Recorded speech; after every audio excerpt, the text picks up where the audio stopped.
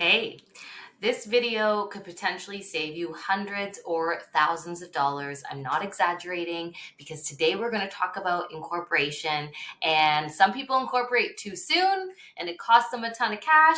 And some people incorporate too late and they missed out on saving a ton of cash. So, we're going to talk today about the three key considerations for you to think about when you're thinking about incorporating your business. I know as we come into Q4, we start to think about, should I restructure my business? Am I missing out on write-offs? All of these types of things. And so that's what I'm going to share with you today. If you're not familiar with me, my name is Jamie. I am a CPA based in Toronto, Canada, and I am the founder of Chillbooks.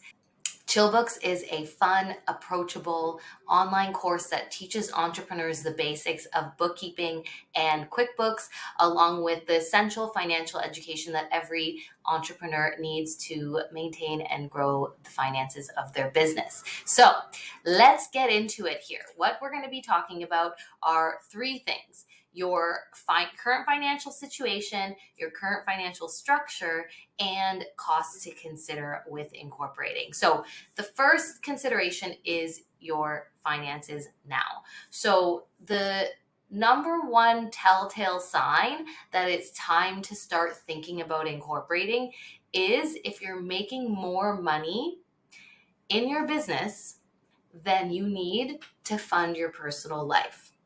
So let me share with you an example of this. Let's say I need $75,000 a year to be able to fund my personal life, to pay my mortgage, to pay for my groceries, pay for whatever I got going on in my lifestyle, pay for my new cat, all of that stuff. If my business is making $75,000 or less, then it usually doesn't make sense for me to incorporate. But if my business is making more than 75,000, then that's when it's time to start thinking about incorporating. And the reason that when you incorporate your business, you can now defer your tax bill. So that means that you're not necessarily going to save tax forever, but you can kind of push your tax bill further and further down the line.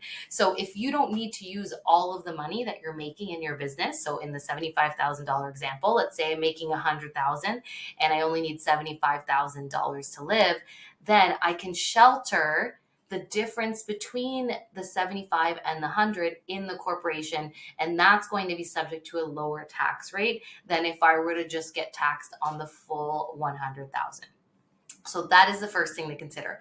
Are you making more money in your business than you need to live your current lifestyle? And if you don't know how much money you're making in your business, that is the place to start, is going into your bookkeeping system, looking at your profit and loss statement, and then doing a bit of number crunching to understand what your monthly costs are of living and comparing the two. The second thing is your current financial organization. This is absolutely huge because when you incorporate your business, what happens is you are now subject to more strict financial organization standards than you were before. So when you're a solopreneur, you're a sole proprietor, you're not incorporated yet, you're likely you can get away with not being so like buttoned down with your finances. I know we all know those years where we just kind of slap our numbers together for our accountant. You know that it's not like fully accurate. You've done the best you can and you're like, just get this filed and move on. When you incorporate, every single dollar that touches your business bank account, you are responsible to advise what that is. So whether it's income, whether it's expenses, whether it's your money that you put into the business or your money that you took out of the business, things start to get really strict. So you need to do bank reconciliations in your bookkeeping system. It's non-negotiable. You need to be tracking how much money you're paying yourself and how much money you're putting into the business. Again, when you're a sole proprietor, you should be tracking these things, but if you're not tracking them to a T, it's okay. Whereas once you're incorporated, you're now held to stricter standards because you've now created a whole separate legal entity. It's like a whole other person that you're now responsible for. And CRA wants to make sure you're not hiding money, you're not moving money around and doing shady stuff. So bank reconciliations are non-negotiable. Tracking how much you're paying yourself is non-negotiable. Like, basically doing your bookkeeping properly is non-negotiable once you incorporate.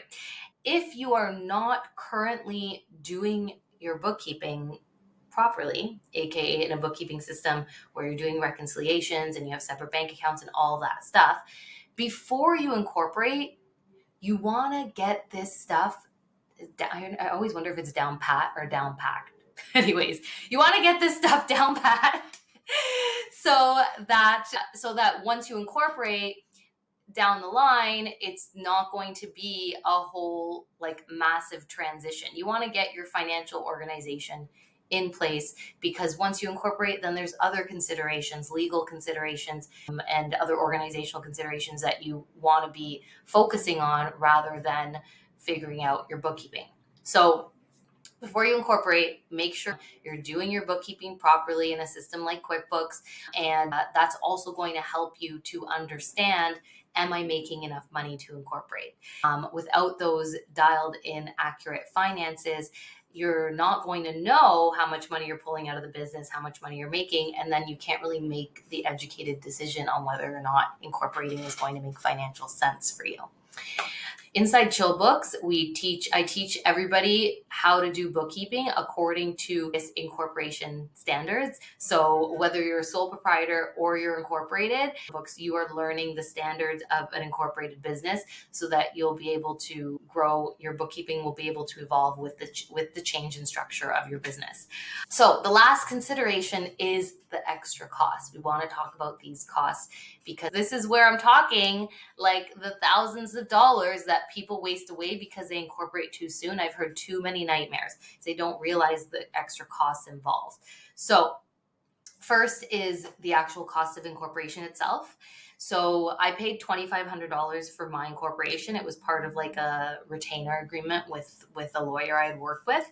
Other fees I've seen lawyers charge is like $1,500 for incorporation. I've heard that you can do the incorporation yourself using, what is the name of it now? Owner.ca, OWNR, that's how it's spelled. And I'm not a lawyer, and that's why I paid a lawyer to do it. So I'm not going to recommend you going one way or the other. I know, like in the accounting and tax world, if you don't do things right from the start, it usually comes back to bite you in the ass long term.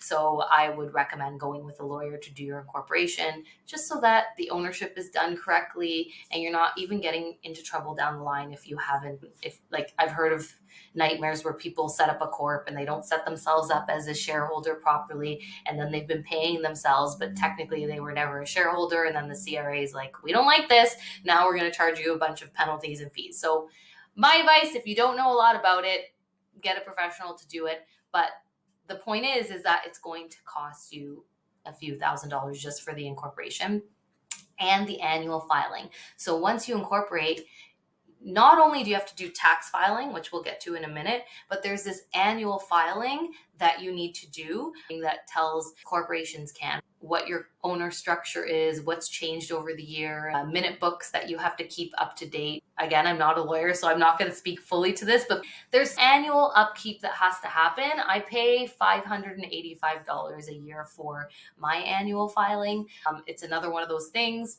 You could maybe do it yourself online, but if you want to do it properly and you want to make sure nothing comes to bite you in the butt down the line, then you're looking at a few $100s annually for that annual filing.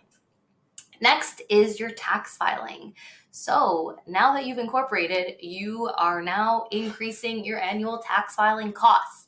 So when you were a sole proprietor, maybe you could do your taxes yourself, or maybe you paid a few $100s to an accountant to file them for you.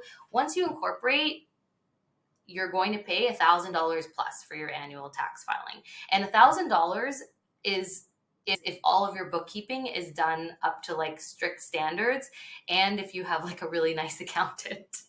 I've seen accountants that start at $3,000 for annual tax filing. Yeah, so you're looking somewhere between $1,000 and $3,000 to file your corporate tax return, and then on top of that is your bookkeeping. So remember how I talked to you about the financial organization and having your bookkeeping up to date. Once you incorporate, you can no longer do that song and dance at the end of the year where you're stuffing stuff into Excel spreadsheet. So you're looking at bookkeeping costs of like $300 to $500 a month.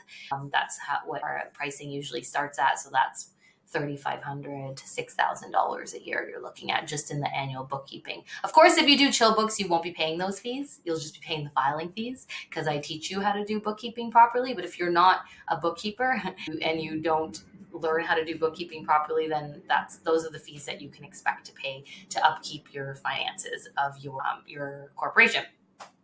The other thing to consider is tax planning. So the nice thing is now that you have an incorporated business, you have a few more options on how to pay yourself. Is it going to be dividends? Is it going to be salary? There's some structural things that you can do. Buying a vehicle, is it going to be through the business? Is it going to be personal? Stuff like that. And so with that comes some extra fees in the actual planning portion, but usually if you're paying to do some tax planning, it means you're going to save some money down the line. So I don't have a dollar sign to add to that. It's just something to keep in mind because once you incorporate, you need to decide how you're going to pay yourself. That's why bookkeeping is so important, because if you have that historical data of how much you have been paying yourself as a sole proprietor, then deciding how you're going to pay yourself as a corporation becomes that much easier talking numbers with your accountant. And the last thing, this is a smaller one, but still something that surprises people, is that once you incorporate, you have to open business bank accounts that are owned by your business. So gone are the days of grabbing an extra low fee checking or savings account and just using that as your business bank account. You have to have an actual business bank account with the bank, which they charge more for. So if you're already paying for a business bank account, this is not going to change your life. You just have to deal with the admin of setting up a new bank account owned by the corporation. But if you're using like a no fee or a low fee account, then just keep in mind you're going to now upgrade to a business bank account, and that's going to cost you in monthly fees as well. So all in all, what we talked about today is, one, are you making enough money to consider incorporating, which means that you're making more money in your business than you need to live? Number two is your financial organization up to par? Because if you're already having trouble organizing your bookkeeping and your finances, you're going to want to get that in order before you incorporate. Otherwise, it's going to be really challenging for you. And you're not going to have the information you need in order to decide whether to incorporate if you don't actually have real numbers to base it on. And then the third consideration is the costs that come from incorporating. So I mentioned a few different ranges, but you want to think about the cost of incorporating itself, your annual filing costs, your annual tax filing costs, your annual bookkeeping costs if you don't do Chill Books, and any tax planning costs and extra costs of new bank accounts. So I hope this video was super helpful for you.